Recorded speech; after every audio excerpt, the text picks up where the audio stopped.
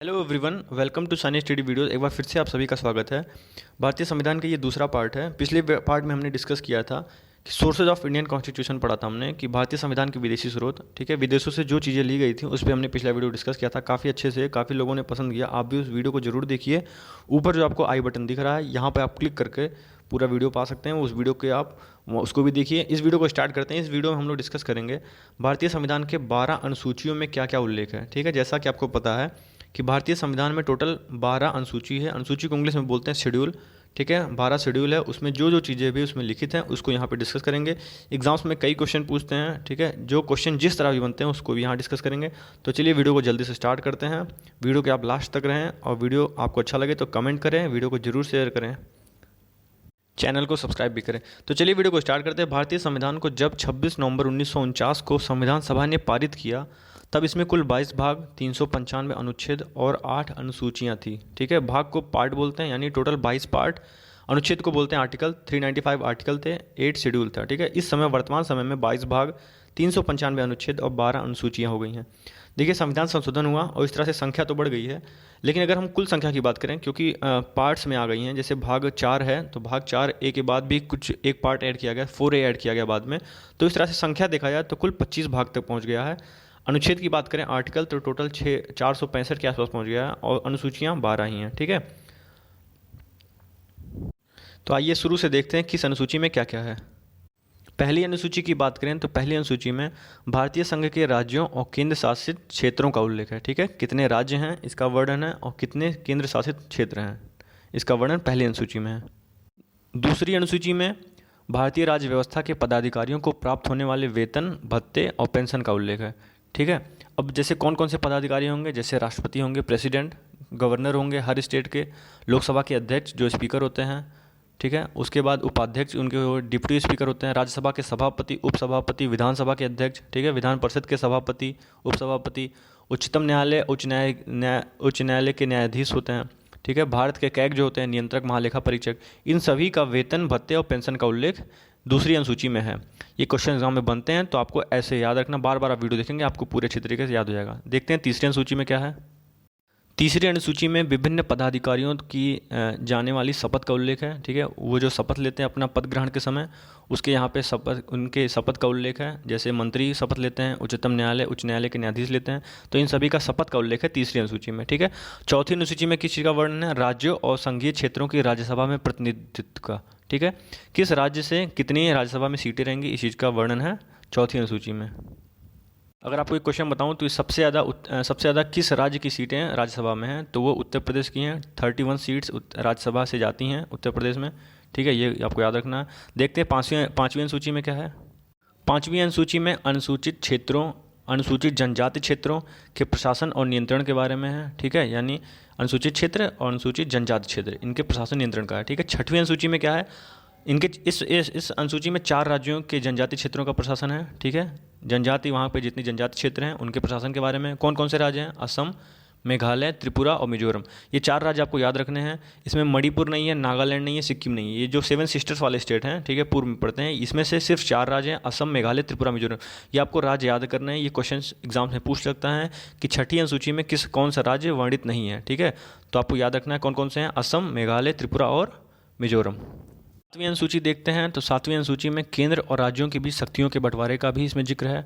ठीक है, इसमें 3 सूचियां हैं, संघ सूची, सेंट्रल लिस्ट है, राज्य सूची है, स्टेट लिस्ट, और समवर्ती सूची यानी कंकरेंट लिस्ट है। ठीक है, सातवीं अनुसूची में एक चीज़ और है कि राज्य सरकार और जो केंद्र सरकार होती है, ठीक है, ये कौन कौन से शुल्क और कर लगा सकते हैं, इसका भी अधिकार यहाँ पे सातवीं अनुसूची में है। ठीक है, और जो 3 सूचियाँ हैं इसको देखते हैं। संघ सूची क्या है, सेंट्रल लिस्ट, इसमें दिए गए विषय, इसमें जितने सब्जेक्ट्स दिए गए हैं उस विषय पर केंद्र सरकार कानून बना सकती है। ठीक है, तो उसमें वर्णित है। और सबसे पहले यानी जब संविधान लागू हुआ था उस समय इसमें टोटल 97 सब्जेक्ट थे, 97 विषय थे, और इस समय प्रेजेंट टाइम में थोड़े जुड़ के उसमें कुल 100 विषय हो गए हैं। राज्य सूची देखते हैं, स्टेट लिस्ट, इसके विषय पर राज्य सरकार कानून बनाती है। ठीक है, इसमें सबसे पहले 66 विषय थे पर कुछ विषय निकाल दिए गए हैं, अब 61 विषय ही हैं। ठीक है। समवर्ती सूची देखते हैं, कंकरेंट लिस्ट जिसे कहते हैं। इसमें दिए गए विषय पर केंद्र और राज्य सरकार दोनों कानून बना सकती है, पर कानून समान होने पर केंद्र सरकार का कानून ज़्यादा प्रभावी होगा। ठीक है।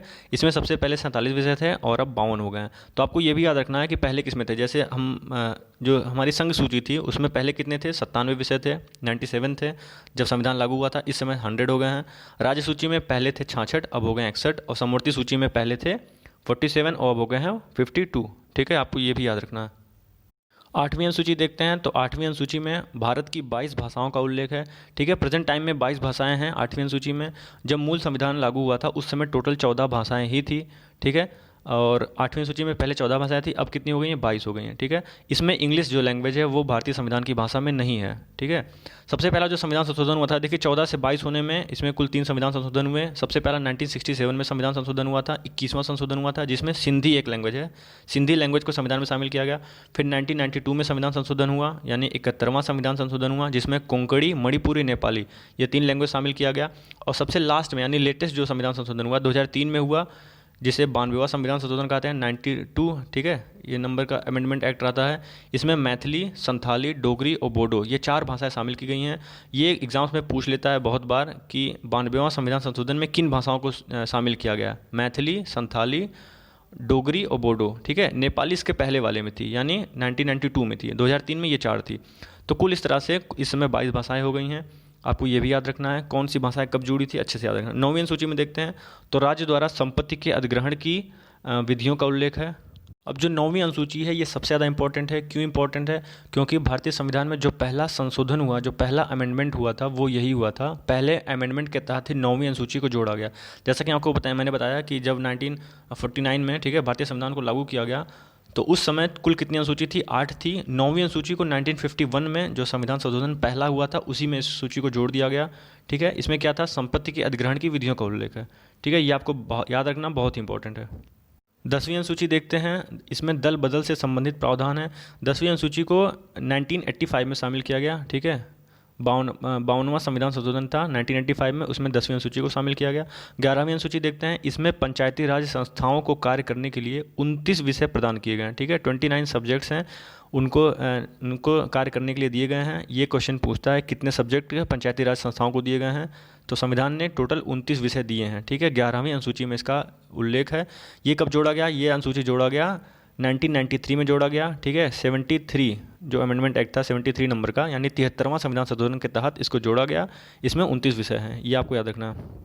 12वीं अनुसूची देखते हैं। 12वीं अनुसूची में इसमें शहरी क्षेत्र की स्थानीय स्वशासन संस्थाओं को कार्य करने के लिए 18 विषय प्रदान किए गए। जैसे नगर पालिका, नगर पंचायत, नगर निगम ये सब होती हैं, जो स्थानीय स्वशासन संस्थाएं होती हैं उनको 18 विषय प्रदान किए गए।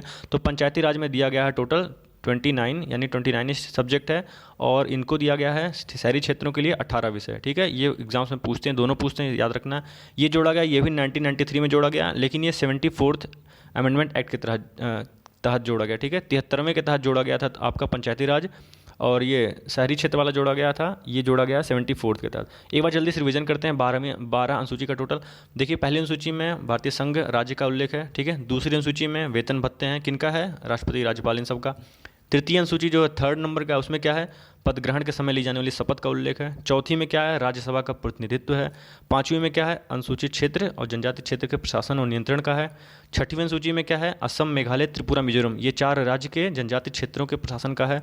7वीं अनुसूची में क्या है, इसमें 3 सूचियाँ हैं, संघ, राज्य सूची, समवर्ती सूची। ठीक है, जिसके तहत संघ सूची में राज्य सरकार का केंद्र सरकार कानून बनाती है, राज्य सूची में राज्य सरकार कानून बनाती है। समवर्ती में दोनों बना सकती है, पर केंद्र का ज़्यादा प्रभावी होता है। 8वीं सूची में भाषाओं का उल्लेख है, 22 भाषाएं कुल इस समय हैं। 9वीं सूची में क्या है, संपत्ति का अधिग्रहण है। 10वीं में क्या है, दल बदल से संबंधित कानून है। 11वीं में क्या है, पंचायती राज व्यवस्था को कार्य करने के लिए दिए गए 29 विषय, और 12वीं सूची में दिया गया 18 विषय शहरी क्षेत्र की स्थानीय स्वशासन संस्थाओं को कार्य करने के लिए। ठीक है दोस्तों, वीडियो खत्म होता है। अगर आपको वीडियो अच्छा लगे तो प्लीज़ इस वीडियो को शेयर करें, and thank you very much.